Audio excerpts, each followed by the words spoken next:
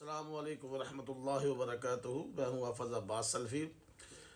اکثر لوگوں کا فون آیا، کال آئی ہے کہ ہمارے بچے پڑھتے ہیں، جب اسکول یا ٹیوشن یا کہیں بھی جاتے ہیں تو وہ بھول جاتے ہیں، ٹیچر کو یا استاد کو سناتے ہیں تو سبق بھول جاتے ہیں۔ ایک عورت کا فون آیا تھا، وہ چلیے اس کا بچہ مدرسے میں پڑھتا تھا، وہ کہتا اچھی طرح گھر جا کے یاد کر کے جاتا ہے، جب اپنے استاد کے پاس جاتا تو سبق بھول جاتا اور پھر اس کو مار پڑتی ہے۔ ہماری کوئی رہنمائی فرما دیجیے گا۔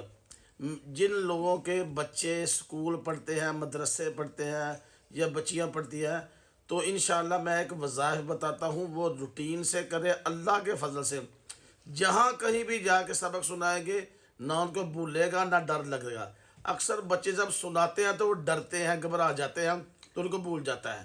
تو انشاءاللہ جو میں آپ کا وظیفہ بتانے والا ہوں، وہ بچوں کو بتائیں، بچے پڑھیں گے انشاءاللہ اللہ کے حکم سے وہ بھولیں گے نہیں۔ ہر نماز کے بعد بچوں کو بولنا ہے ایک تسبیح بسم اللہ الرحمن الرحیم، ایک تسبیح لا حول ولا قوت الا باللہ، اور اپنے اوپر دم کریں۔ پانچوں نمازوں کے ساتھ پڑھنا ہے انشاءاللہ۔ اگر بچہ کسی اور جگہ بھی چلا جائے گا نا، کسی کو اپنا سبق یا کوئی بھی چیز سنائے گا، تو انشاءاللہ نہ ڈرے گا نہ بھولے گا۔ جزاک اللہ۔ السلام علیکم ورحمۃ اللہ وبرکاتہ۔